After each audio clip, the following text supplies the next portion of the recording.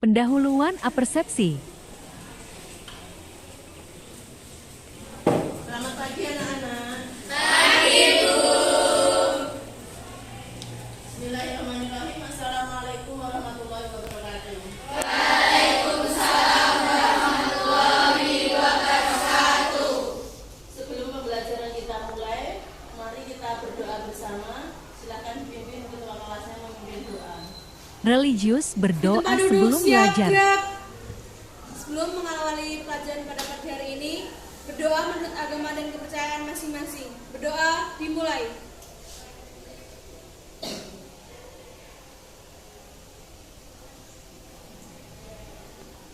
Doa selesai. Terima kasih. Sebelumnya kita absen Absensi dulu ya. siswa. Pagi hari ini yang tidak masuk siapa? Putri Ardia. Nabila. Putri Ardila. Putri Nabila. Putri Ardila. Putri Ardila.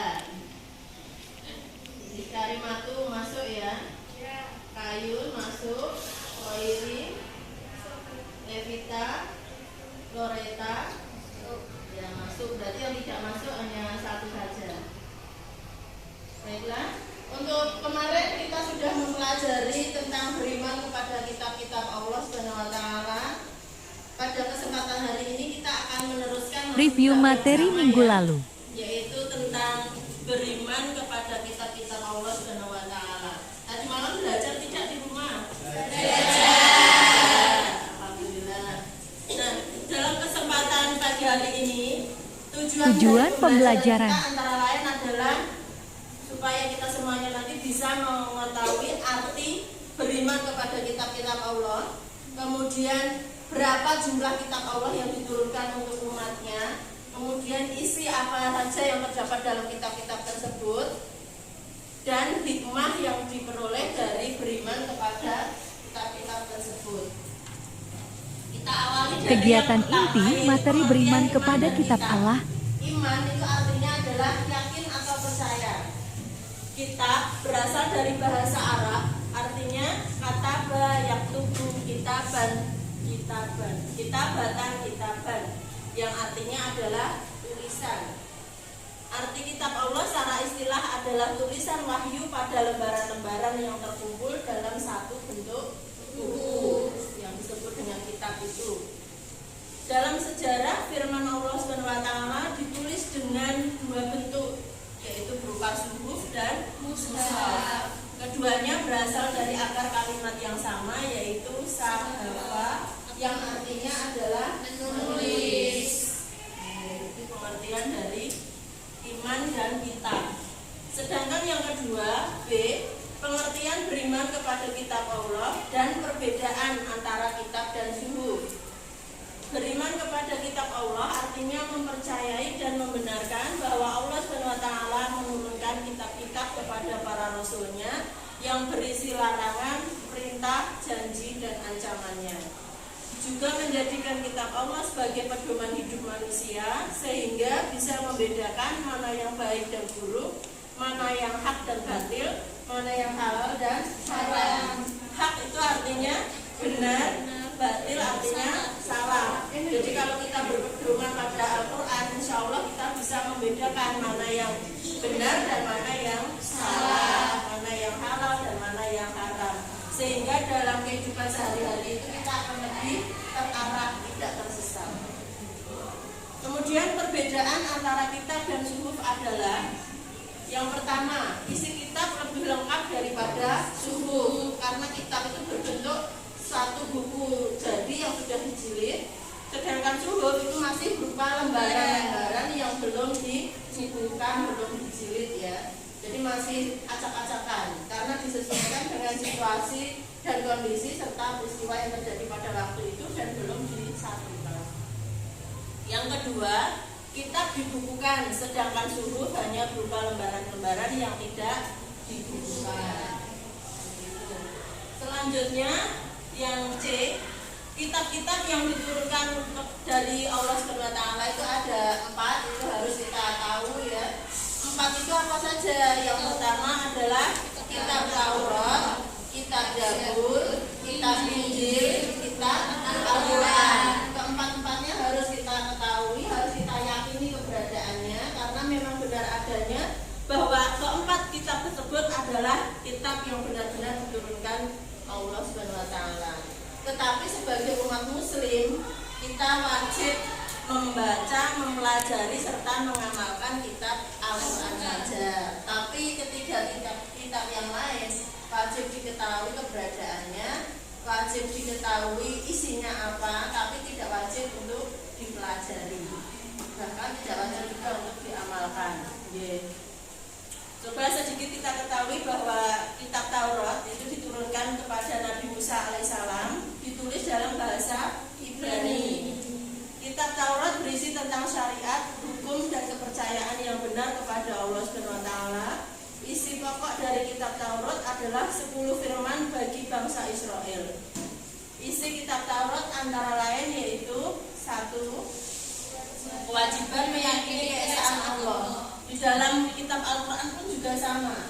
Ini sama dengan mempelajari atau kewajiban meyakini atau mentauhidkan Allah. Mentauhidkan itu artinya kan mengesahkan perintah supaya ketika kita beribadah menyembah hanya satu kepada Allah, ya, bukan kepada yang lain. Kalau kita menyembah kepada yang lain nanti termasuk perilaku musyrik. Yang kedua, mensucikan hari Sabtu atau Sabat, itu isi dari kitab Taurat. Kalau di dalam Islam mensucikan hari Jumat. Jadi hari Jumat itu merupakan hari besar bagi umat Islam. Yang ketiga, menghormati kedua orang tua. Sama di Al-Qur'an juga ada perintah menghormati orang tua. Yang keempat adalah larangan menyembah berhala. Ini juga ada sama ya dalam Islam. Kemudian yang kelima, menyebut nama Allah dengan sia-sia. Kalau dalam Islam justru diperintahkan menyebut nama Allah dengan baik dan indah, seperti yang tertuang dalam Asmaul Husna, ya. Nah, ini adalah antara lain dari isi dari kitab Taurat, ya. Sebenarnya ada 10, tapi ini 5 diantaranya. Nah, dari isi-isi yang telah kita pelajari ini, kita tidak usah heran mengapa kok sama dengan Al-Qur'an. Memang ajaran-ajaran di dalam kitab terdahulu sebelum Al-Qur'an itu intinya memang sama. Hanya saja penyampaiannya yang berbeda, kemudian disempurnakan di dalam Al-Qur'an. Kemudian satu lagi yang B, kitab yang kedua dulu ya, yaitu kitab Zabur. Kitab Zabur itu diturunkan kepada Nabi Daud alaihissalam, berisi mazmur, artinya puji-pujian kepada Allah dalam bahasa Kipti. Kitab ini tidak mengandung syariat baru karena Nabi Daud diperintahkan untuk mengikuti syariat yang telah diajarkan atau yang telah dibawa oleh Nabi Musa. Kitab Zabur juga berisi tentang zikir, doa, dan nasihat-nasihat. Dalil adanya kitab Zabur ini ditulis dalam Quran surat Al-Isra ayat 55, artinya dan kami berikan Zabur kepada Daud, ya. Nah, mungkin sampai di sini dulu. Ada yang mau ditanyakan? Bagian mana yang belum jelas? Sampun jelas. Sampun jelas. Kalau sudah jelas, coba sekarang kita berdiskusi. Siswa berdiskusi. Menanggapi suatu permasalahan, suatu pernyataan yang ada dalam buku paket yang sudah kalian simak. Dibuka halaman 4. Kalian nanti membentuk kelompok 4-5 anggota. Nomor 1 di situ ada pernyataan. Nanti silakan dibuka, dibaca, kemudian disikapi. Setelah selesai nanti ada salah satu atau beberapa kelompok yang mempresentasikan di depan kelas. Sudah siap? Nah, kalau sudah siap, dimulai dari sekarang. Silakan diskusi, waktunya 10 menit.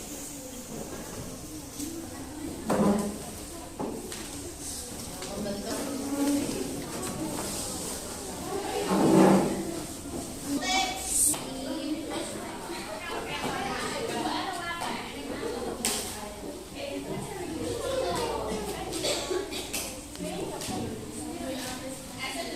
sudah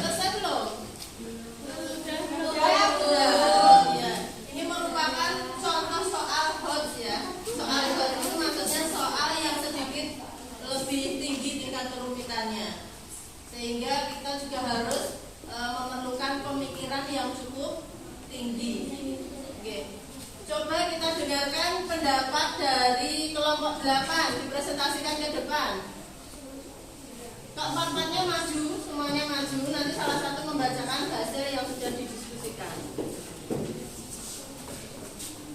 Nah, coba kita Presentasi kelompok 8, guru berkeliling membawa buku daftar nilai.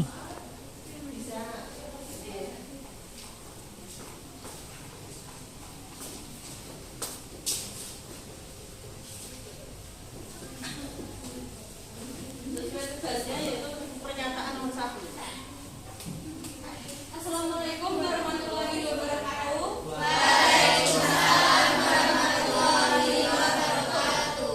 Kami dari kelompok 8 akan Presentasi kelompok 8, guru berkeliling membawa buku daftar nilai. soal yang diberikan di buku adalah pada bulan suci Ramadan, hampir di seluruh masjid dan musola terdengar suara lantunan Al-Quran. Tidak terkecuali di rumah-rumah. Sungguh pengalaman yang sangat menakjubkan.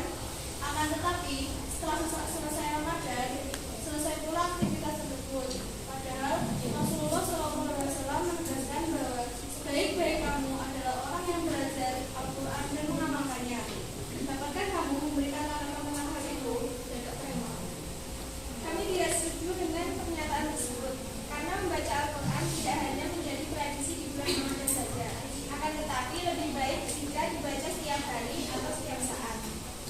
Membaca Al-Quran adalah ibadah, dan membaca Al-Quran juga akan mendapatkan pahala, serta Al-Quran juga menjadi petunjuk ke jalan yang benar. Kami dari teman-teman lain ada tanggapan selain yang dibicarakan Pak Syarah. Silakan kelompok lain yang mau menanggapi. Dari kelompok 8 ini pendapatnya adalah tidak setuju dengan pernyataan yang ditulis dari soal nomor 1. Jadi tidak setuju kenapa? Karena membaca Al-Quran itu jangan dijadikan sebuah tradisi ya. Tradisi di bulan Ramadan saja. Tetapi kita harus tahu dan harus paham bahwa membaca Al-Quran itu kan hukumnya wajib bagi umat Islam. Ya, selain menjadikan kita mendapatkan ibadah, pahala, Al-Quran itu juga harus kita pedomani. Sehingga kalau kita mempedomani Al-Quran, hidup kita akan lebih terarah. Kita akan bisa ke jalan yang benar, lurus. Nah, ada tambahan tidak dari jawaban ini? Ada.